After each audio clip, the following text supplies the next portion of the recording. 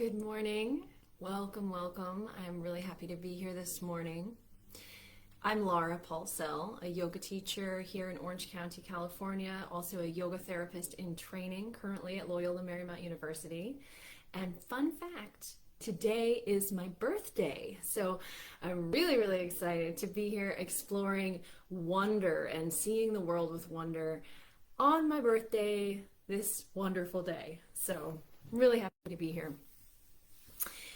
I wanted to start this presentation with the dictionary definition of wonder. And usually dictionary definitions are a little bit dry, but this one is so rich that you would think it was written in some kind of fantasy novel. It says the definition of wonder is a feeling of surprise mingled with admiration, caused by something beautiful, unexpected, unfamiliar, or inexplicable. So it's a feeling of surprise mingled with admiration brought on by something glorious that you're witnessing. And when I read that, what I first think of is childhood. That's how most children experience the world. You're seeing everything with fresh, brand new eyes, taking things in for what they feel like, what you actually witness, rather than the judgments and criticisms that you may have placed on them if you experience those same things as an older adult. And so that's the way that I really see childhood, is this flow state, this state of unobstructed, beautiful, wondrous experience.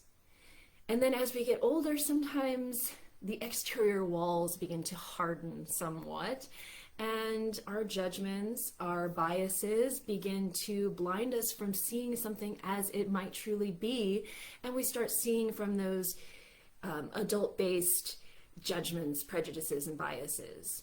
So how do we get from that childlike state of pure, blissful curiosity and wonder, how do we bring that into this adult life?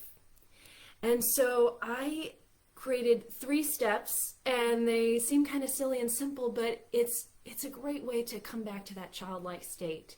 So the first thing that you can do, step number 1, is to intend. So an intention could be just using the statement, today I welcome ...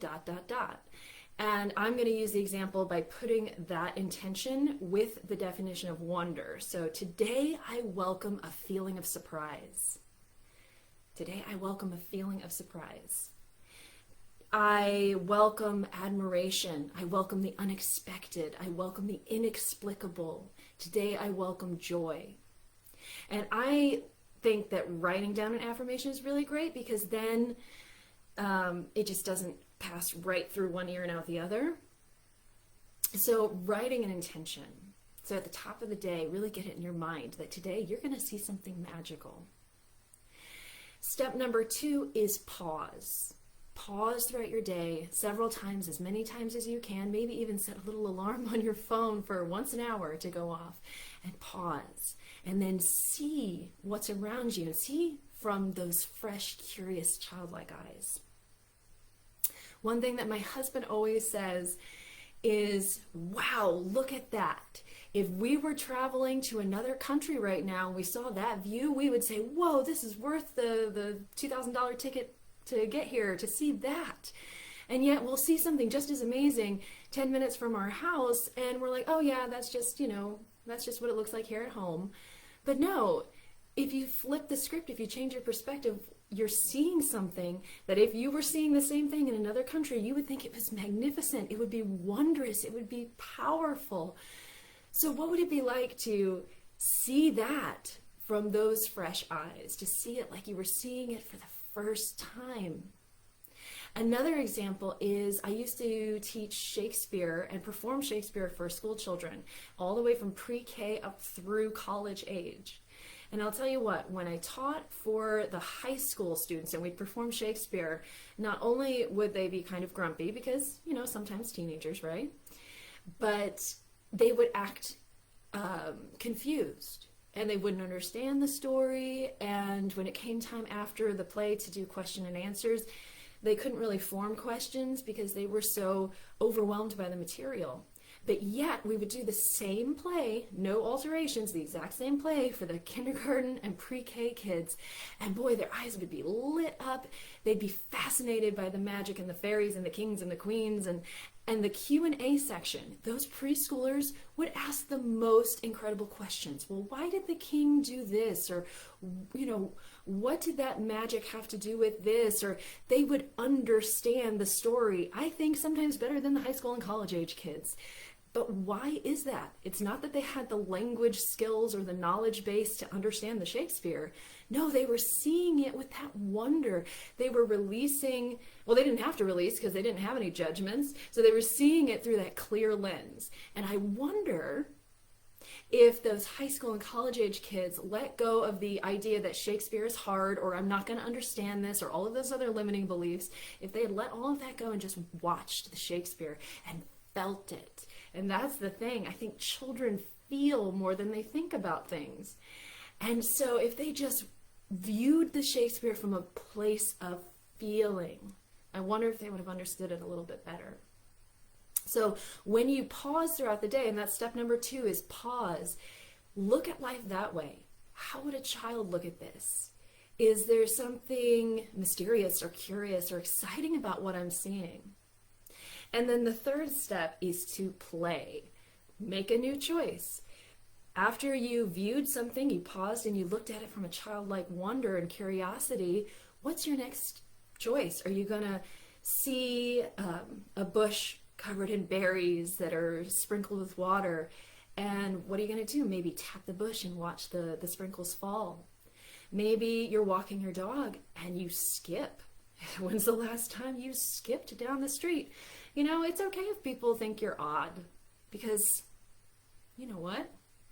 We're all a little bit odd.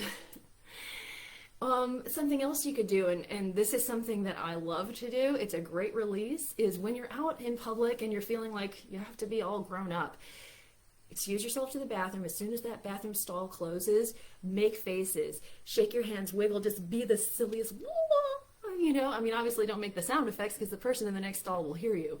But, let the energy out, be silly, make believe. So those 3 steps then are to intend to see the wonder and experience and feel the wonder. Step 2, pause, take the time to actually witness life. And 3, make a choice informed by the wonder that you may have started to experience when you stopped to look. And I think that there's such a powerful way to connect that childlike sense of wonder and the adulthood sense of being proper and having form and structure. And I think that's what Mr. Rogers was all about.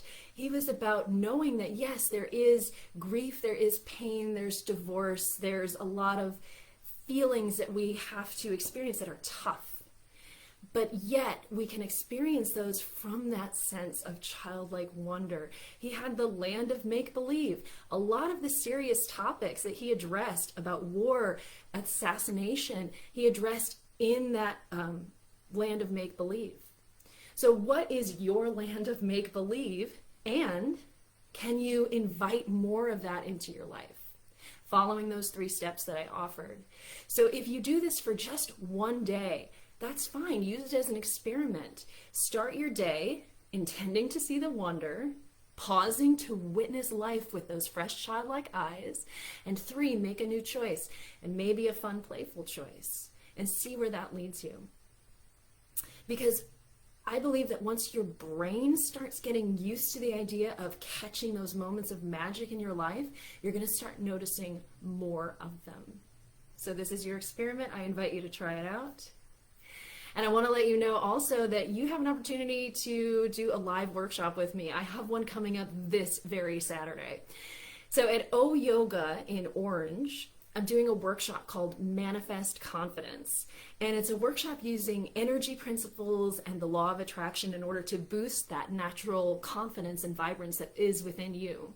So I'm going to leave a link for that in the description for this video. It is a two-part workshop, so there's this Saturday and then the following Saturday. You can do one or both, whatever works. They each have unique content, and there's going to be worksheets and games and stuff, because if we're living from this childlike sense of wonder, why do everything in the grown-up way? Do some things in the fun, childlike way. I tell you, it's much more filled with freedom. And then if you're not available for those workshops or you're busy, I have 3 free meditations, and I'll also leave a link for that in the description. So I hope to see you this Saturday and the following Saturday. Use today as an experiment. Use today to see the wonder of life with the curiosity of a child's eyes. I'll see you next time.